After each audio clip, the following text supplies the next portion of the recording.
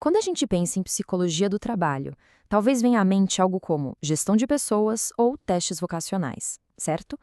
Mas a verdade é que a história desse campo é muito mais complexa e cheia de reviravoltas do que parece.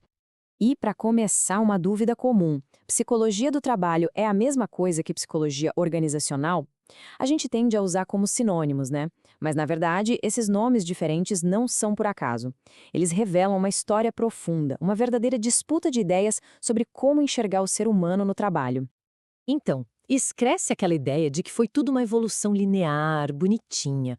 A história desse campo é mais parecida com uma trama cheia de contradições, de rupturas, mostrando que sempre existiram formas completamente diferentes e até opostas de pensar sobre o trabalho e quem trabalha. Bom, e para a gente entender essa trama, precisamos voltar no tempo. O nosso ponto de partida é lá atrás, no chão de fábrica da Revolução Industrial. Imagina a cena. Final do século XIX, início do XX. As fábricas estão a todo vapor.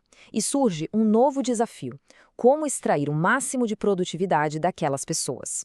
É aí que a psicologia é chamada para jogo. Mas olha que curioso: o objetivo não era ajudar as pessoas a se sentirem melhor.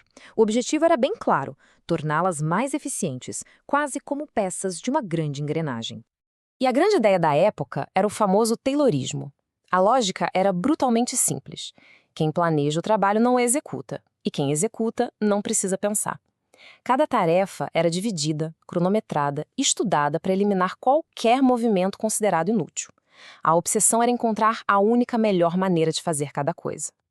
Exatamente. Como diz a citação, a visão era de que o ser humano era como uma máquina, que precisava ser ajustada para funcionar perfeitamente. O foco da psicologia, então, era selecionar, por meio de testes, as pessoas que melhor se adaptariam a esse trabalho mecânico e repetitivo. O foco era total em adaptar a pessoa à máquina. Só que aí, no meio dessa busca alucinada por eficiência, acontece uma grande reviravolta. Os pesquisadores, quase que por acidente, tropeçaram em algo totalmente inesperado. Algo que ia mudar as regras do jogo para sempre. Até aquele momento, a psicologia industrial olhava para o trabalho com uma lupa. O foco era mínimo, obcecado com a tarefa, com o tempo, com o movimento de cada músculo para otimizar cada segundo.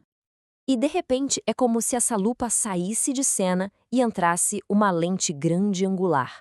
O foco se abre, a visão se afasta do detalhe da tarefa e passa a enxergar o ambiente de trabalho como um todo, um sistema social complexo, um organismo vivo feito de pessoas e grupos interagindo. O grande estopim para essa mudança foram os famosos estudos de Hawthorne. Basicamente, os pesquisadores descobriram algo revolucionário. Fatores sociais, como a atenção que as pessoas recebiam ou a forma como o grupo se relacionava, podiam impactar a produtividade mais do que as condições físicas, como a iluminação da sala. Essa descoberta foi uma bomba e deu origem à psicologia organizacional, que passou a se preocupar com motivação, liderança e comportamento de grupo. Pois bem, essa reviravolta nos joga direto para os dias de hoje. E o que a gente encontra atualmente não é um campo unificado. Pelo contrário, aquela antiga disputa de ideias se consolidou em pelo menos três grandes abordagens, três lentes diferentes para olhar o trabalho, que muitas vezes nem conversam entre si. E essa tabela resume bem o cenário. Primeiro, a lente organizacional. Ela vê a pessoa que trabalha como um recurso a ser motivado, e o objetivo principal é a eficiência. Depois, a lente social, que enxerga essa mesma pessoa como um agente dentro de uma estrutura de poder, e a preocupação aqui é com justiça e saúde.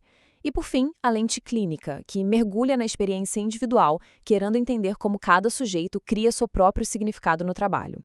A abordagem organizacional, então, é a herdeira direta daquela escola das relações humanas. A busca por eficiência e produtividade continua sendo central. Só que as ferramentas são mais sofisticadas.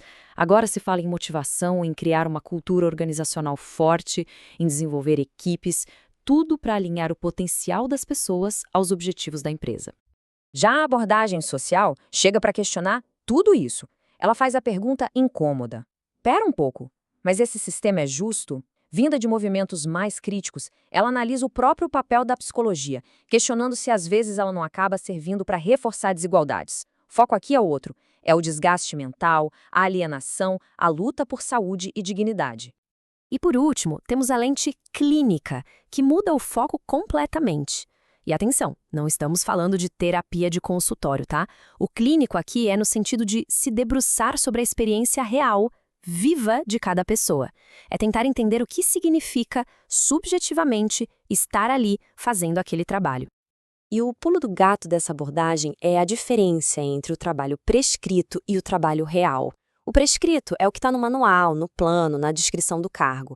É a teoria. O trabalho real, o real é o que a gente de fato faz para que as coisas aconteçam, usando a criatividade, o improviso, a inteligência para lidar com todos os imprevistos que o manual nunca imaginou.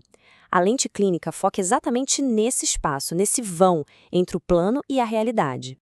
Mas é claro que essa história está longe de acabar. O mundo do trabalho continua se transformando, trazendo desafios novos e gigantescos, principalmente quando a gente pensa numa realidade tão complexa como a do Brasil. Hoje, o campo da psicologia do trabalho está sendo chamado a sair do escritório da fábrica para encarar outras frentes. E o trabalho rural? E a ascensão da economia de aplicativos, dos trabalhos informais? Como a nossa profunda desigualdade social afeta a saúde de quem trabalha? Há uma demanda crescente para que se criem teorias e práticas que nasçam da nossa realidade, em vez de apenas importar modelos de fora. A grande lição que fica, no fim das contas, é esta. Não existe a psicologia do trabalho, no singular. Existem psicologias do trabalho.